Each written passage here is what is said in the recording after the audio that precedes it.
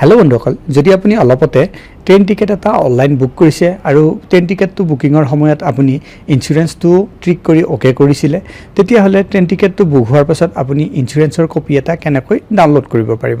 যদি আপুনি জানিব বিচাৰিছে চাই থাকক এই ভিডিঅটো হেকলৈ আমি এই টপিকটোৰ ওপৰতে কথা পাতিবলৈ গৈ আছো নমস্কাৰ বন্ধুসকল মই প্ৰণৱ আৰু স্বাগতম জনাইছো মোৰ ইউটিউব চেনেল ডিজি ৱৰ্ক অসমলৈ বন্ধুসকল প্ৰথমতে আমি IRCTC কানেক্ট যেটো মোবাইল এপ আছে তাত গুছি যাম আৰু আগৰ প্ৰসেসখিনি স্টেপ বাই স্টেপ দেখুৱাম আমি আমাৰ মোবাইলৰ স্ক্ৰিনত আহি গৈছো আৰু IRCTC ৰেল কানেক্ট মোবাইল এপটো ওপেন কৰি লৈছো মোবাইল এপটো ওপেন হোৱাৰ পাছত তাৰ ইন্টাৰফেসটো এনেকুৱা ধৰণে দেখা পোৱা যাব ইয়াত ৰাইট সাইডৰ টপ কৰ্নাৰত আপুনি এটা লগইন বুটাম পাব তাৰ ওপৰত ক্লিক কৰি দিয়ক লগইন বুটামটোৰ ওপৰত ক্লিক কৰাৰ পাছতে আপোনাৰ একাউণ্টত লগইন হ'বলৈ কোৱা হ'ব ইয়াত 4টা ডিজিটৰ এমপিন বা আপোনাৰ আইডি পাসওয়াৰ্ড বা ফিংগাৰপ্ৰিন্টৰ মাধ্যমত আপুনি আপোনাৰ একাউণ্টত লগইন হৈ যাওক এতিয়া চাওক আপুনি আপোনাৰ একাউণ্টত লগইন হৈ গৈছে IRCTC একাউণ্টত আৰু তলৰ বাৰডাললৈ চালে আপুনি এটা ট্ৰানজেকচনছৰ অপচন পাব তাৰ ওপৰত ক্লিক কৰি দিয়ক ট্ৰানজেকচনছৰ ওপৰত ক্লিক কৰি দিয়াৰ পাছত মাই ট্ৰানজেকচনছ যেটো পেজ আছে হেতু আপোনাৰ সন্মুখত খুলি যাব ইয়াত ভালে কিটামান অপচন পাব তাৰ ভিতৰত প্ৰথমটো হৈছে মাই বুকিংছ ইয়াৰ ওপৰত আপুনি ক্লিক কৰি দিয়ক মাই বুকিংছৰ ওপৰত ক্লিক কৰাৰ পাছতে আপোনাৰ যিকেইটা টিকেট অলৰেডি বুক কৰি থৈ দিয়া আছে আপকামিং আৰু কমপ্লিটেড কেইটাও দেখুৱা হ'ব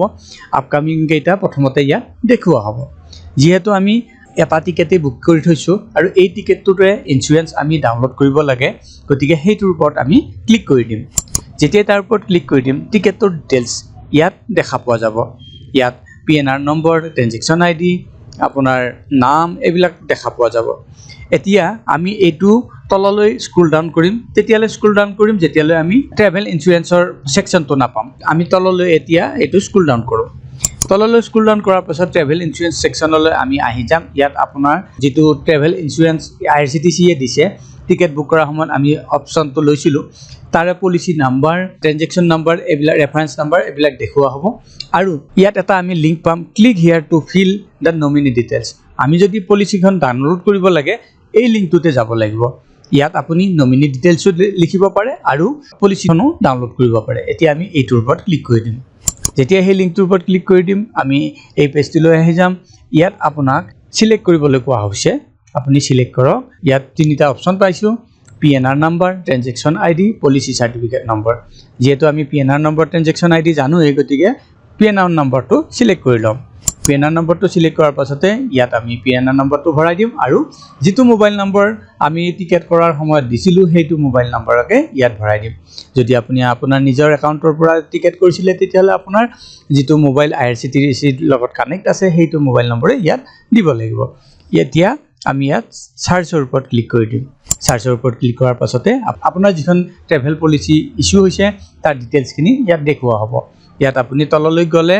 আপোনাৰ নমিনেশনো ইয়াত ভৰাব পাৰে মই অলৰেডি নমিনেশন ভৰাই থৈছো এতিয়া আমি ডাউনলোড কৰিব লাগে এই পলিসিৰ কপি এটা গতিকে ডাউনলোড পলিসিৰ এটা লিংক দেখা পাম তাৰ ওপৰত ক্লিক কৰি দিম তাৰ ওপৰত ক্লিক কৰাৰ লগে লগে আপোনাৰ মোবাইলত এই পলিসিখন ডাউনলোড হৈ যাব যদি আমি হেখন চাব লাগে তেতিয়া হলে আমাৰ যেটো মোবাইলৰ ফাইল ম্যানেজাৰ আছে বা ষ্টৰেজ আছে তালৈ যাব লাগিব আৰু ওপেন কৰিম ওপেন কৰাৰ পাছত পলিসি সাৰ্টিফিকেটখন এনেকুৱা ধৰণে দেখা পোৱা যাব বন্ধুসকল এনেকৈয়ে আপুনিও যদি ট্ৰেইন টিকেট বুক কৰিছে অনলাইন আৰু তাতে বুক কৰাৰ সময়ত ট্ৰেভেল ইন্স্যুৰেন্স অপচনটো লৈছিলে আৰু তাৰ পলিসিখন আপুনি ডাউনলোড কৰিব বিচাৰিছে তেতিয়া হলে সহজতে কৰিব পাৰে আশা কৰিছো এই ভিডিঅটো আপোনালোকৰ পছন্দ হৈছে কেনেকৈ আপুনি IRCTC ট্ৰেভেল ইন্স্যুৰেন্সৰ কপি এটা ডাউনলোড কৰিব পাৰে তাৰ বিষয়ে জানিব পাৰিলে যদি এই ভিডিঅটো পছন্দ হৈছে ভিডিঅটো কৰক লাইক আৰু চেনেলটো সাবস্ক্ৰাইব কৰিবলৈ নাপাহৰিব পুনৰ লগ পাম আন এটা ভিডিঅত তেতিয়ালৈ বন্ধুসকল নমস্কাৰ